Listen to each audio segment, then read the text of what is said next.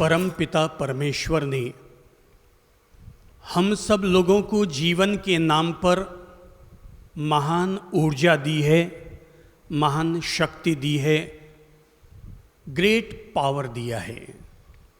परमात्मा का नाम दो चाहे प्रकृति का, लेकिन हमें एक महान ऊर्जा मिली है। ये इंसान पर निर्भर करता है कि इंसान अपनी ऊर्जा को सकारात्मक तरीके से उपयोग करता है या नकारात्मक तरीके से उपयोग करता है। ऊर्जा वही है, हम चाहें तो इस ऊर्जा से हीटर भी जला सकते हैं और हम चाहें तो इस ऊर्जा से एसी भी चला सकते हैं। ऊर्जा को हम जिस रास्ते पर नियोजित कर देंगे, ये ऊर्जा उसी रास्ते पर अपना परिणाम देना शुरू कर देगी। अ से अरिहंत भी होता है और अ से अश्लील भी होता है, स से सत्य भी होता है और स से सत्यानाश भी होता है। दोनों का अक्षर एक ही है। ये कितने गजब की बात है कि र से रावण होता है और र से ही राम होता है। र से राम होता है और र से रावण होता है, क से कृष्ण होता है और क से ही कंस होता है। सबको परमात्मा ने या प्रकृति ने एक जैसी ऊर्जा दी है, पर फर्क केवल इस बात का पड़ता है कि हम अपनी ऊर्जा का उपयोग नेगेटिव करते हैं या पॉजिटिव करते हैं। हम चाहें तो अपने इन्हीं पांवों से फुटबॉल खेलते हुए अपना गोल भी हासिल कर सकते हैं और अपनी इन्हीं पांवों से हम किसी को लात मार करके उसको लुढ़काने का काम भी कर सकते हैं। हम इन हाथों से किसी के गाल पर चांटा भी मार सकते हैं और किसी के गाल को प्यार से सहला भी सकते हैं। हमें अगर लाठी मिली है तो हम चाहें तो लाठी से किसी का सहारा भी बन सकते हैं और किसी की पीठ पर लाठी का प्रहार करके उसे अधमरा भी कर सकते हैं। ये हमें बुनियादी बात समझ लेनी चाहिए कि हम जैसा चाहें वैसा बन सकते हैं। ये न समझें कि हमें प्रकृति ने कुछ बना करके भेजा है। हकीकत ये है, प्रकृति ने हमें बोलने के लिए ज़बान दी है। अब इस ज़बान का कैसे इस्तेमाल करना, ये हम पर निर्भर करता है। हम लोग अपनी ऊर्जा, अपना आभा मंडल, अपनी प्रवृत्ति, अपनी क्रियाशीलता को जब नेगेटिव बना लेते हैं तो हमारी यही ऊर्जा हमें नेगेटिव परिणाम देना शुरू कर देती है। आज हम अपनी ऊर्जा को नेगेटिव होने से बचाएंगे। हमारी ऊर्जा रहे, अच्छी बात है। हमारी ऊर्जा पॉजिटिव बन जाए, ये और अच्छी बात है। पर कम से कम हमारी ऊर्जा नेगेटिव तो किसी भी स्थिति में नहीं बननी चाहिए। हम अगर किसी को सुख दे सकें तो अच्छी बात है, पर अगर हम किसी को सुख ना दे सकें तो कम से कम उसे दुख तो ना दें। सुखी होने का एक ही पंक्ति में राज है और राज केवल इतना सा है कि हम अगर किसी को सुख दे सकते हैं तो ज़रूर दें, पर अगर सुख नहीं दे सकते तो दुख तो न दें। इसलिए न दें क्योंकि आज हम जो किसी को दुख दे रहे हैं वही कल 100 गुना होकर लौटकर हमारे पास आने वाला है। आज इस बात पर आप सब लोगों का ध्यान केंद्रित करूंगा, देश और दुनिया का ध्यान केंद्रित करूंगा कि आखिर हम वो कौन सा तरीका अपनाएं कि जिससे कि हमारी ऊर्जा नेगेटिव न बन पाए। ये बात समझने और समझाने के लिए आज मैं खास प्रेरक प्रसंग का उपयोग कर रहा हूं और ये एक ऐसा प्रेरक प्रसंग है जो आपको भी याद रखना चाहिए। जब जब नेगेटिव वातावरण बनने आए तब तब याद करना चाहिए, आपके पड़ोसियों को याद रखना चाहिए, समाज और देशवासियों को याद रखना चाहिए। और प्रेरक प्रसंग है महान दार्शनिक सुकरात के जीवन का। काफी लोगों ने नाम सुन रखा होगा महान दार्शनिक सुकरात का। कहते हैं कि महान दार्शनिक सुकरात के पास जब वो अपने कुछ शिष्यों के पास बैठे हुए थे ज्ञान चर्चा करने के लिए कि तभी एक महानुभाव आया और आकर के सुकरात के पास गया, कान के पास जाकर कहने लगा, सुकरात सुकरात, क्या तुम्हें पता है कि तुम्हारे अमुक मित्र के बारे में वो अमुक व्यक्ति बड़ा उल जुलूल बातें कर रहा था, बड़ी हल्की बातें कर रहा था, क्या तुम्हें पता है? सुकरात 1 मिनट तक तो उसकी सारी बातें सहन करते रहे, सुनते रहे, पर जब वो बोल बुला करके चुप हो गया तो सुकरात ने उससे कहा, भाई तुम जो बातें मुझसे कह रहे हो, तुम्हें अब आगे कुछ कहने के लिए पहले त्रिस्तरीय टेस्ट से गुजरना पड़ेगा। पहले तुम्हें 3 टेस्ट से गुजरना पड़ेगा। वो चौंका, तुम्हारे दोस्त की मैं बदनामी कर रहा हूं, उसने ऐसा ऐसा किया, और तुम कहते हो कि तुम्हें कुछ कहने के लिए त्रिस्तरीय टेस्ट से गुजरना पड़ेगा। बोले हाँ, केवल मुझे ही नहीं बल्कि हर व्यक्ति को उन 3 स्तर के टेस्ट से गुजरना ही चाहिए।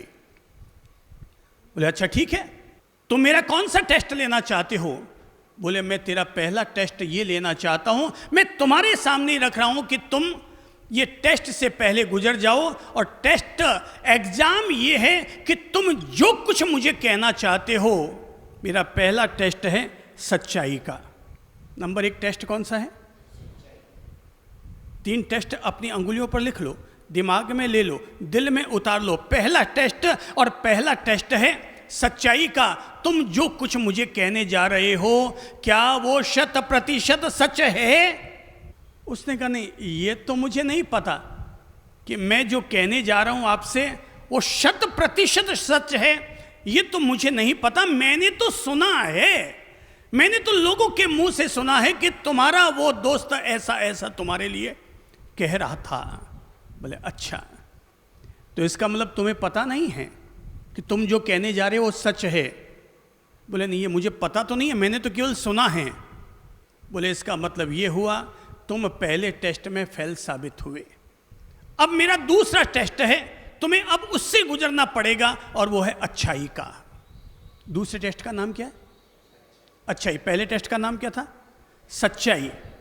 पहले टेस्ट का नाम था सच्चाई, दूसरे टेस्ट का नाम है अच्छाई है। अब तुम्हें दूसरे टेस्ट से गुजरना पड़ेगा कि तो तुम जो कुछ मुझे कहने जा रहे हो, केवल मुझे ये बता दो कि तो तुम जो कुछ कहने जा रहे हो, क्या उसमें मेरा भला है? क्या उसका भला है? बोले नहीं, उस बात में कोई अच्छाई तो नहीं है, ऐसी तो कोई बात नहीं है जिस बात को मैं कह सकूं वो बात कोई बहुत अच्छी है। बोले इसका मतलब ये हुआ कि तुम दूसरे टेस्ट में भी तेरी बात फेल हो गई, दूसरा टेस्ट भी तुम अनुत्तीर्ण हो गए। तो बोले अब फिर तीसरा टेस्ट? बोले तीसरा टेस्ट है उपयोगिता का। तीसरा टेस्ट है उपयोगिता का, कि तुम जो कुछ मुझे कहने जा रहे हो, क्या वो बात मेरे लिए उपयोगी है? बोले नहीं, आपके लिए कोई उपयोगी तो नहीं है, कोई काम की तो नहीं है। बोले भाई तू त्रिस्तरीय टेस्ट में से तीनों में ही फेल हो गया, वो बात में सच्चाई भी नहीं है, उस बात में अच्छाई भी नहीं है, और वो बात मेरे लिए उपयोगी भी नहीं है। जब वो तीनों ही टेस्ट में तेरी बात फेल हो रही है, तब अब तुम ही बताओ कि फिर वो बात मैं सुनने के लिए रुचिशील कैसे बनूं? ये सुनना था कि आगंतुक आलोचक व्यक्ति सुकरात के पांव में गिर पड़ा, और ये कहते हुए सुकरात के प्रति धन्यवाद ज्ञापित किया कि समझ में आ गया कि दुनिया आखिर सुकरात को महान क्यों कहती है।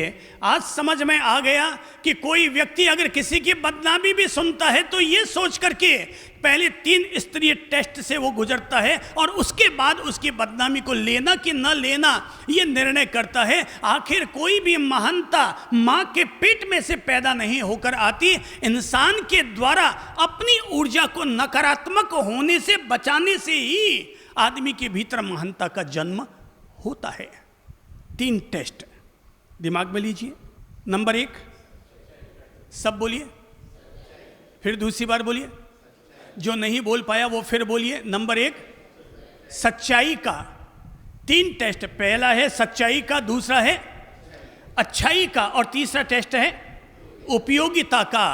अगर हम किसी की भी बदनामी सुनते हैं, किसी की भी चर्चा करते हैं, किसी की भी निंदा और आलोचना करते हैं, तो हम सबसे पहले ये देख लें कि मेरी ऊर्जा कहीं नकारात्मक न बन जाए, क्योंकि जब जब भी हम किसी की आलोचना करते हैं, निंदा करते हैं, तो सबसे पहले हमारी अपनी ही ऊर्जा नकारात्मक बनती है, बोलने से भी और सुनने से भी। गांधी जी ने, महात्मा गांधी जी ने कभी 3 बंदर की बात कही थी। कौन कौन से? नंबर 1, बुरा मत देखो, आगे बुरा मत बोलो, और नंबर 3 बुरा मत सुनो। तो ये जो 2 बंदर की बात आती है कि बुरा मत बोलो और बुरा मत सुनो, इसका मतलब क्या हुआ? इसका मतलब ये हुआ किसी की निंदा बोलो मत और किसी की निंदा सुनो मत, क्योंकि दोनों ही तरीके से हमारी ऊर्जा नेगेटिव बनती है।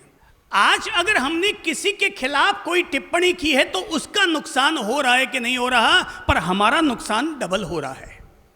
हमें अपनी ऊर्जा को नकारात्मक होने से बचाना पड़ेगा। बहुत सारे तरीके हैं जिन तरीकों के कारण हमारी ऊर्जा नेगेटिव होती है। आज मैं जिस बात पर आप लोगों को केंद्रित कर रहा हूं, जिसके कारण हमारी सोच, हमारा चिंतन, हमारे शब्द, हमारा व्यवहार नेगेटिव नकारात्मक बन जाता है, आज मैं आप लोगों को उस बिंदु पर केंद्रित करूंगा। आपसे धर्म होता है तो कीजिए, नहीं होता है तो मत कीजिए। आप मंदिर जा सकते हैं तो जरूर जाइए, नहीं जा सकते तो मत जाइए। आपसे किसी को दान दे सकते हैं तो दीजिए, पर दान नहीं दे सकते तो मत दीजिए। पर कम से कम जो जा रहा है उसकी आलोचना तो मत कीजिए। लोग बड़े गजब के होते हैं। कहीं किसी धर्म स्थान पर, किसी प्याऊ में या किसी भी ऐसे स्थान पर जहां किसी ने एक पंखा दे रखा है और पंखे पर उसने नाम लगवा दिया। अब सोचिएगा, किसी ने पंखे पर नाम लिखाया तो लोग क्या बोलते हैं? किसी ने पंखा दान दिया और उस पंखे के नीचे नाम लिखवा दिया, अब लोग क्या बोलेंगे? हाँ, एक ने कहा कि अपने नाम के लिए दिया है, और कोई बोलिए। दूसरे ने कहा कि जैसे उसका नाम घूम रहा है वैसे वो खुद भी घूम रहा है। वो कहते हैं कि मैंने भी दिया तो तुम भी दो, और भी धर्म ध्यान में लगाओ। अब देखो भाई, जितने मुंह उतनी बातें, जितने मुंह उतनी बातें। एक व्यक्ति कहता है कि पंखा दिया, पंखे पर अगले ने नाम लिखाया, देखो देखो नाम के पीछे घूम रहा है, और एक नहीं 3-3 पंखुड़ियों पर नाम लिखा है। देखो लोगों को कितनी नाम की ऐशना है। मैं बता दूं, ये बात वही व्यक्ति कहेगा जिस व्यक्ति ने जिंदगी में कभी पंखे का दान नहीं किया है। पर जो आदमी कभी पंखे का दान कर चुका है, वो आदमी ऐसी टिप्पणी नहीं करेगा कि देखो देखो नाम के लिए दिया है। लोग खुद से दिया नहीं जाता, और कोई देता है तो उसकी निंदा, आलोचना। देने वाला दे रहा है, लेने वाला ले रहा है, तेरा क्यों जी बढ़ रहा है? तेरा क्यों जी बढ़ रहा है? उसको देखकर, पंखे को देखकर ये मत कहो कि देखो देखो नाम के लिए दिया है, बल्कि ये कहो कि देखो कितना भला मानुष है, कितना भला मानुष है, इसने अपने माता पिता की स्मृति में एक पंखा दिया। आज चलो मैं भी भावना रखता हूं कि मैं भी यहां पर एक पंखा अपनी तरफ से दान दे जाऊं। हम अगर पंखा देने की अगर भावना लेकर आते हैं, मैं कहूंगा दान भले नाम के लिए दिया, पर दिया तो सही। देने वाला अच्छा है, अगले ने दिया तो सही। हमने दिया नहीं, हमने तो जो दिया उसके ऊपर धूल दानी राख छानी, हमने केवल उसके ऊपर काला पोता लगाने का काम किया। प्लीज अपनी ऊर्जा को नकारात्मक होने से बचाएं। जैसे हर सिक्के के 2 पहलू होते हैं, ऐसे ही हर इंसान के भी 2 पहलू होते हैं। एक पहलू अच्छाई का पहलू है और दूसरा पहलू बुराई का पहलू है। अब अगर हम अच्छाई पर ध्यान देंगे तो हम अच्छे बन जाएंगे, और बुराई पर ध्यान देंगे तो हम भी बुरे हो जाएंगे। अरे है, ये किसने कहा कि उसमें बुराई नहीं है? ये किसने कहा कि मुझ में सारी अच्छाइयाँ हैं? भाई मुझ में भी 4 बुराइयाँ हैं। मेरा मानना है दुनिया में केवल एक भगवान ही वो महान शक्ति है जिसमें कोई भी बुराई नहीं है। बाकी तो अपन जो इंसान के रूप में धरती पर आए हैं, तो अपन सब लोगों में अच्छाई भी है और बुराई भी है। बस फर्क केवल इतना है, अच्छाई पर ध्यान दोगे तो तुम्हारी भी अच्छाई बढ़ती चली जाएगी, पर अगर हम किसी की बुराई पर ध्यान देंगे तो उसकी बुराई तो उसको मुबारक है, पर उस बुराई के बीज हमारे भीतर भी बीजारोपण हो रहा है, उसकी फसलें निकल कर आ रही है और हमारी ऊर्जा नेगेटिव बन रही है। रावण, दुनिया कहती चली आ रही है रावण बुराई का प्रतीक है, पर अब जरा सोचो कि रावण में अच्छाई थी कि नहीं। अब चलो मैं आप सब लोगों को पॉजिटिव एटीट्यूड अपनाने के लिए कह रहा हूं, हमारी ऊर्जा को, हमारी सोच को, हमारी दृष्टि को सकारात्मक बनाने के लिए अब प्रेरणा दे रहा हूं। चलो अपन आधा मिनट लगाते हैं। रावण में बुराइयां थी, ये तो पूरा संसार जानता है, हर साल रावण के पुतले का दहन होता है। अब ज़रा हम थोड़ा अपनी सोच को, अपनी मानसिकता को, अपने नज़रिए को थोड़ा सा सकारात्मक बनाते हैं और ढूंढते हैं रावण में अच्छाई क्या थी। कोई बोलेगा ढूंढो, अब अपन अच्छाई ढूंढते हैं। हाँ, नंबर एक, अब देखो, जिसको लोग बुराई का प्रतीक मानकर हजारों वर्षों से दहन करते चले आ रहे हैं, दशहरा मनाते हैं और रावण के पुतले का दहन करते हैं, उसको जितनी गालियां लोग दे सकते थे दी होगी। हम तो पॉजिटिव एटीट्यूड के संत हैं। मैंने तो सारे संसार को सकारात्मक सोच का मालिक बनने की प्रेरणा दी है, और अब मैं आप लोगों को कहता हूं आप भी सकारात्मक बनो। देखो, अब अगर हम रावण में भी कुछ अच्छाइयां ढूंढते हैं तो हमारी ऊर्जा वहां पर पॉजिटिव बनती है कि नेगेटिव बनती है, खुद उसका टेस्ट कीजिए, खुद उसका एग्जाम लीजिए। नंबर एक, रावण में अच्छाई। आप सोचेंगे, दुनिया भी सोचेगी ये गुरुजन बड़े गजब के, जो रावण बुराई का प्रतीक बना हुआ है ये उसमें भी अच्छाई ढूंढने की बात कर रहे हैं। हाँ, ढूंढी जा सकती है। हम आज भी उस रावण में अच्छाई ढूंढ करके अपनी ऊर्जा को नेगेटिव होने से बचा सकते हैं। नंबर एक, हाँ जी, नंबर एक, भंडारी साहब ने कहा कि वो रावण विद्वान थे। हाँ, नंबर दो, हाँ राठी जी आप बोलिए। नंबर दो, उन्होंने कहा कि वो बड़ी तपस्या और साधना करते थे। नंबर तीन, हाँ बेटा बोलो।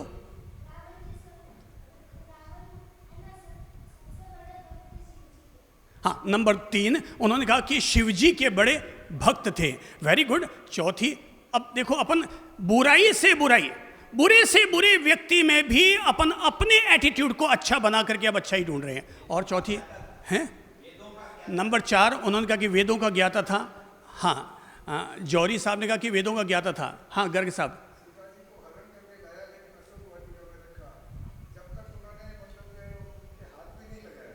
Very good. इन्होंने कहा कि पांचवी विशेषता कि माना कि सीता जी का अपहरण करके वो लेकर के आए थे, पर उस शख्स ने उसे टच भी नहीं किया, हाथ भी नहीं लगाया, क्योंकि पर स्त्री भोग का उसके परित्याग था। जब तक वो स्वपत्नी ना बन जाए तब तक मैं उसे पत्नी भाव से नहीं उपयोग करूंगा, ये उसका संकल्प था। देखो, और भी शायद मिल जाए कोई एक आधी छठी। Very good. आदरणीय दफ्तरी जी ने कहा कि रावण इतनी भक्ति करता था कि उसको तीर्थंकर गोत्र का उपार्जन हो गया। और देखो, और कोई मिल जाए तो। हाँ, वेरी गुड, वेरी गुड। झूमर लाल जी ने कहा कि उसकी एक और विशेषता कि वो जो मन में ठान लेता था वो करता था, फिर पीछे नहीं हटता था, चाहे इसके लिए जान भी क्यों ना चली जाए। देखो, शायद और भी अभी कोई मिल जाए। देखो, सोचो। हाँ, उस गेलड़ा जी कह रहे हैं कि रावण जैसा दूसरा कोई शिव भक्त आज तक पैदा नहीं हुआ। Very good. हाँ, वेरी गुड। आठवीं विशेषता, रावण ने नवग्रह को वश में कर रखा था। Very good. और देखो, ढूंढो हैं। हाँ, नंबर आठवीं विशेषता, वो बड़ा वीर और महावीर पुरुष था। Very good. नौवीं विशेषता देखो।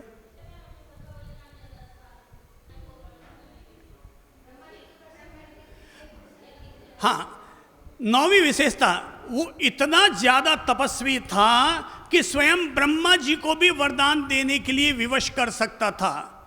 और देखो भाई, शायद एक आध और मिल जाए।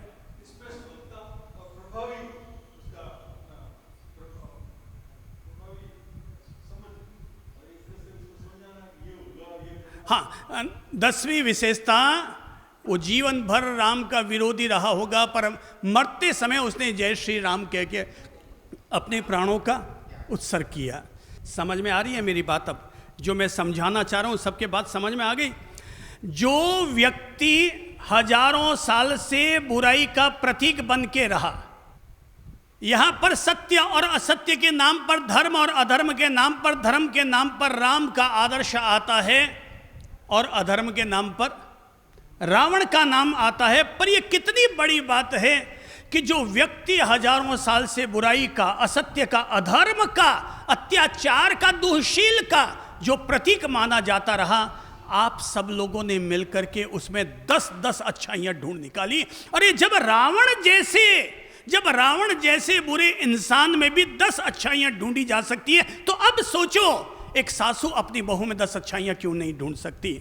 एक भाई अपने भाई में 10 अच्छाइयां क्यों नहीं ढूंढ सकता? आप अपने समाज के सदस्य में 10 अच्छाइयां क्यों नहीं ढूंढ सकते?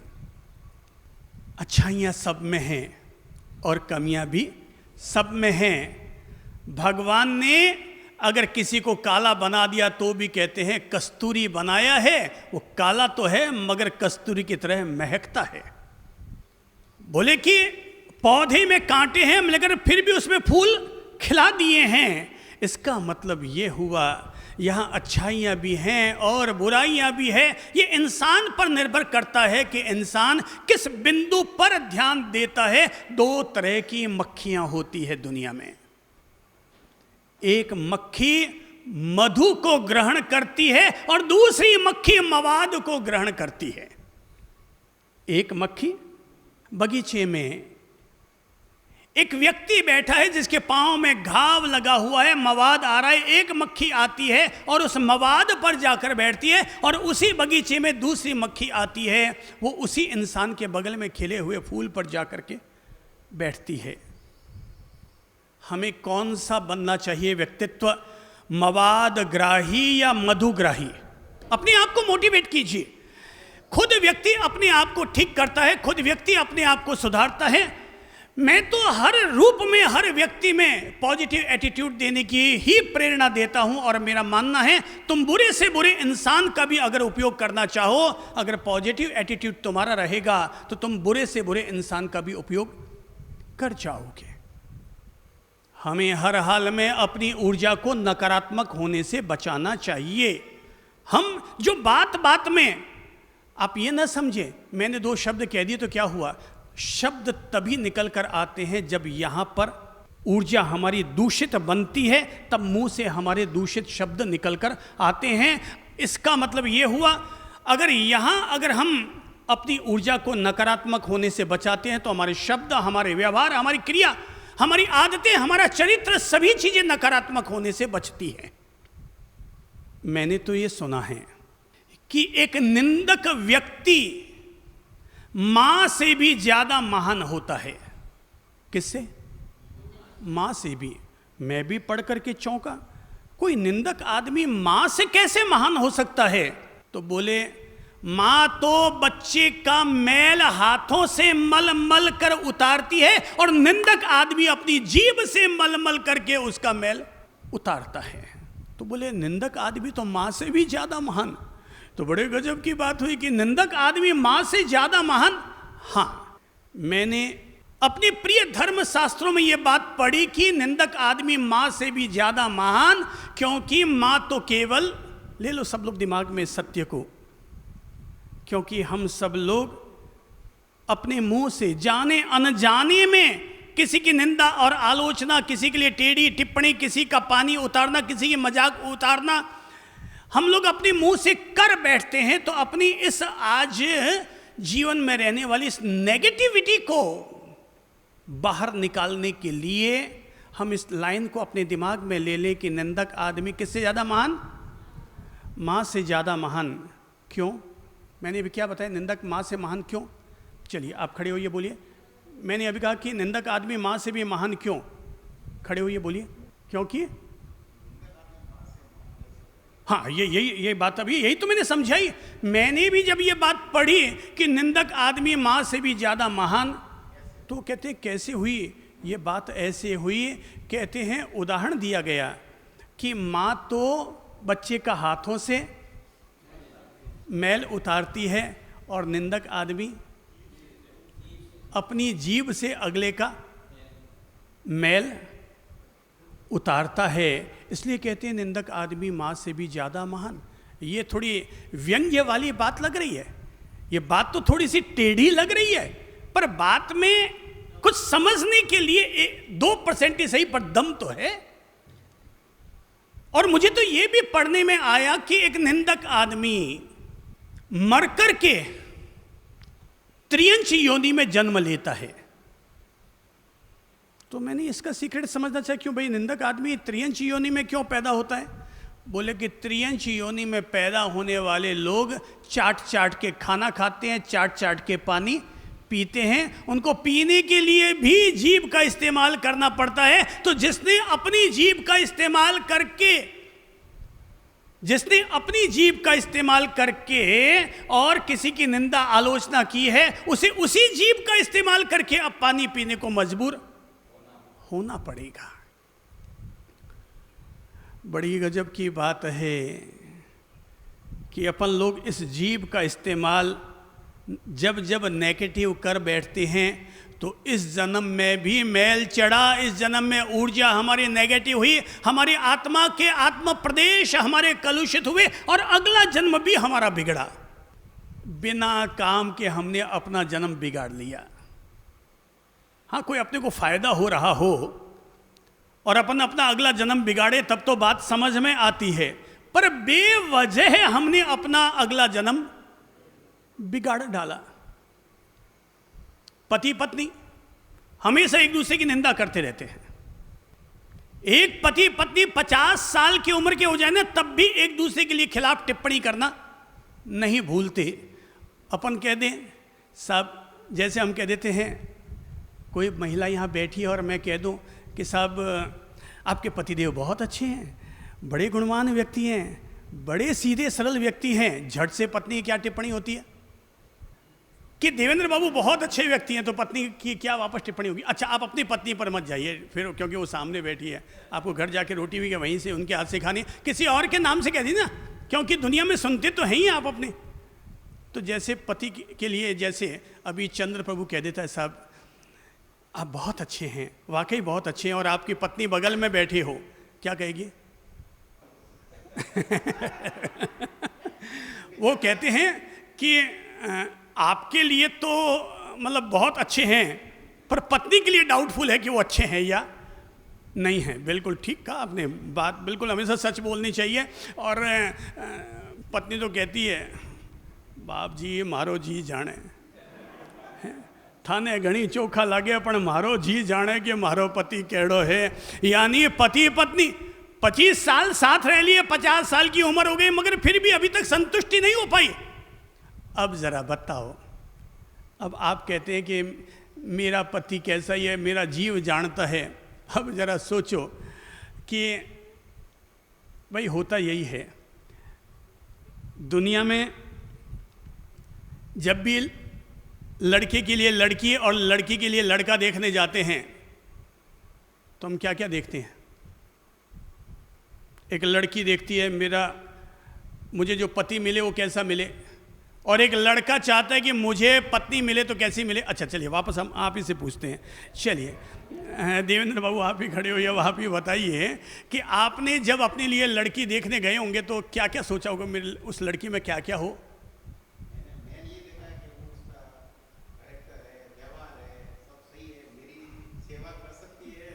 आप देखो देखो देखो, अब देखो एक लड़के की अपेक्षाएं क्या क्या है। नंबर 1, उसका कैरेक्टर अच्छा है या नहीं है, उसका व्यवहार अच्छा है या नहीं है, और क्या क्या पता है आपने? वो मेरी सेवा कर सकती है कि नहीं कर सकती, खिलाने पिलाने में माहिर है या नहीं, मतलब कितनी सारी चीज़ें देखी होगी। अब मैं पूछता हूँ भाई, जैसे लड़के ने, इनकी जब शादी हुई, जब ये लड़के थे तो इन्होंने सोचा मेरी पत्नी कैसी हो, उसका कैरेक्टर अच्छा हो, उसका व्यवहार अच्छा हो, वो मेरी सेवा करने वाली हो, वो खाना खिलाने पिलाने में माहिर हो। अब मैं लड़की की तरफ से आपके लिए वापस सवाल खड़े करता हूं। लड़की चाहती है मेरा पति का कैरेक्टर अच्छा हो और आपकी उम्र कितनी हो गई भाई साहब? हैं 58। अब ज़रा मैं आपकी पत्नी से पूछता हूँ कि इनकी पत्नी जी, ज़रा एक बात बताइए, क्या आपको लगता है कि इनका करेक्टर जैसा इन्होंने आपके लिए चाहा था कि मेरी पत्नी का करेक्टर बिल्कुल अच्छा हो, क्या आपको लगता है इनका करेक्टर बिल्कुल अच्छा है? लो, पहले बोला कि यार पति की इज्जत रखनी पड़ेगी। पहली लाइन में तो कहा कि भाई नहीं, मेरे पति का करेक्टर अच्छा है। तो मैंने कहा सच में? तो बोले मेरे से ज़्यादा आप जानते हैं। अब देखिए, समझिएगा, पति चाहता है मेरी पत्नी का करेक्टर अच्छा हो, तो क्या आपकी पत्नी ये अपेक्षा रखना नहीं चाहेगी कि मेरे पति का करेक्टर भी अच्छा हो? हम लोग अगले में तो 10-10 अच्छाइयाँ देखना चाहते हैं, पर उन 10 अच्छाइयों में से 2 अच्छाइयाँ भी हमें जीनी हो तो हम फिसड्डी साबित हो जाते हैं। हर लड़का चाहता है कि मेरी पत्नी सर्वगुण संपन्न हो। अरे उसका अर्ध गुण संपन्न भी तुम बन जाओ तो पत्नी की दुनिया पार लग जाती है, उसकी नैया पार लग जाती है। कितना कहा मैंने? अर्ध। अपन तो चाहते हैं वो सर्वगुण संपन्न हो, पर मैं कहूँगा हम पुरुष उसके अर्ध गुण संपन्न भी बन जाए तब भी नैया पार हो जाएगी। अब भाई वो कमाऊ भी हो और खाना बनाने में भी एक्सपर्ट हो और माँ बाप की सेवा करने वाली भी हो, हाँ वो कहते हैं सुशील और संस्कारित भी हो। अब भाई साहब, अपन ने लड़की में तो इतने सारे गुण ढूंढे, कभी अपना चेहरा भी आईना में देखा है? कभी अपना चेहरा भी आईना में देखा है कि हम में उनमें से कितने गुण? हाँ, लड़की भी ऐसी चाहती है, मेरा पति राजकुमार जैसा हो, मेरा लाड करने वाला हो, मेरे हर हुक्म को पूरा करने वाला हो, मेरे हर सुख दुख का ख्याल रखने वाला हो। मैं तो उस घर को छोड़ के आ रही हूँ, मेरी मम्मी पापा का भी वो ध्यान रखने वाला हो, ज़्यादा कमाने वाला हो। अब देखो भाई, सब अपने अपने मुंह खोल रहे हैं, अच्छी बात है, पर मिला तो वही ना जो भाग्य में था। इसलिए अपने भाग्य की रोज रोज आलोचना करने की बजाय, अपने भाग्य से रोज रोज संघर्ष करने की बजाय, जो मिला है, जैसा मिला है, उसमें कैसा गिला है।